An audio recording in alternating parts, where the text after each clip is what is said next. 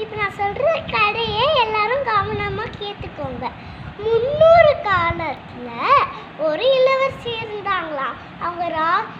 அவங்க முடி சிகப்பு கலரில் ஜொலிக்குமா. ராஜ்யத்தில் எல்லாருக்கும் அந்த இளவரசியை பிடிக்குமா. ஒரு நாள் 3 குழந்தைங்க எல்லோ கலர் பூவும் ஒயிட் கலர் பூவும் இளவரசிக்கு பிடிச்ச ரெட் கலர் பூவும் எடுத்து வந்தாங்க. இளவரசி எல்லா பூவும் பிடிக்குன்னு சொல்லிட்டு அந்த குழந்தைங்கள கிச்சு மூட்டி அமுச்சு விட்டாங்க. அவங்க தினமும் போய் கையை தட்டினாங்க அவங்க மாடிக்கு போய். அப்போ ஒரு தங்க பறவை வந்துச்சு. அந்த தங்க பறவை வந்து இளவரசி தோல் மேலே உட்காந்து சீக்கிரமாகவே ஒரு பாட்டு பாட ஆரம்பிச்சது. அந்த இளவரசியும் பாடினாங்க. அப்போ தாலாட்டும் பாடினாங்க.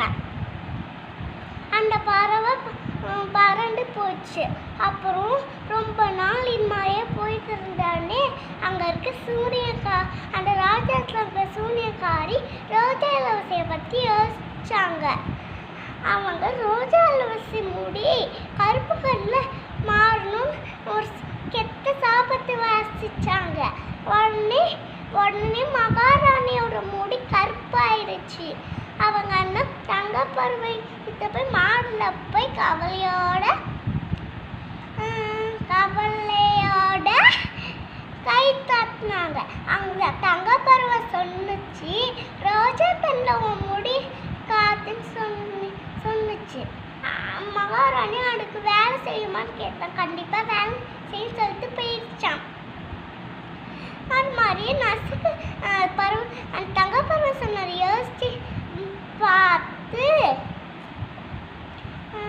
தங்க பறவை சொன்னார். ரோஜா இளவரசி யோசிச்சு பார்த்து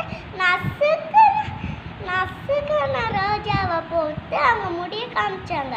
உடனே முடி அவங்க முன்னாடி அவங்க முடி இருந்தம்மா திருப்பி ரெட் கலரில் ஆயிடுச்சு.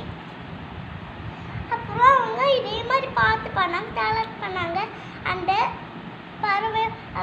பறவை கூட ரோஜா இளவரசி இன்னொரு அந்த அரண்மனை இருக்க சூனியக்காரி யோசிச்சு வந்து அவ ஒரு சாபத்து வாசிச்சோடனே அது எல்லாமும் கருப்பாயிடுச்சு. இளவரசியோட முடியும் கருப்பாயிடுச்சு.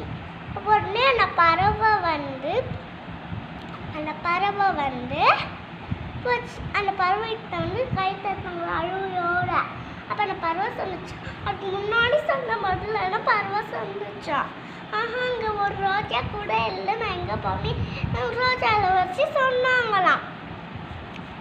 உடனே அவருக்கு சத்தம் போட்டுக்கிட்டே எதுவும் சொல்லாம பறந்து போயிடுச்சான். அப்போ ரோஜா இளவரசியோட கண்ணீர் கீழே பத்துச்சான். அவங்க அரண்மனைக்கு ஒரு அழகான இளவரசன் போயிட்டு இருந்தானா.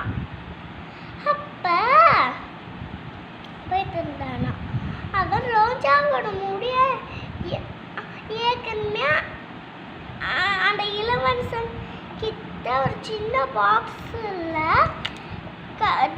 பிளாக்கான ரோஜா வந்து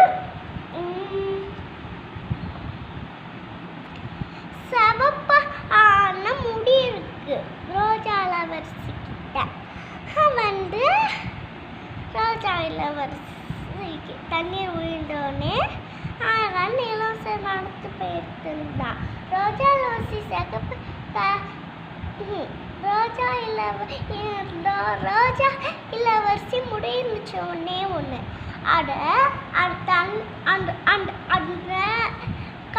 அந்த கண்ணீர் மேலே வச்சோடனே ஒரு அதிசயம் நடந்துச்சு.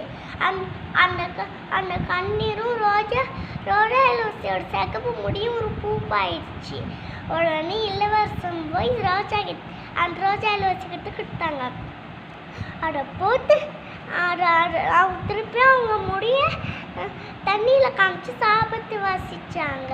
உடனே எல்லாம் ராஜா ராணி அடிமலை வந்து எப்படி உங்களுக்கு இந்த முடி கிடைச்சதுன்னு சொன்னாங்க. அப்புறம் சூனியக்காரியும் போயிட்டா. தோட்டத்துலலாம் நிறையா பூவாக இருந்துச்சு.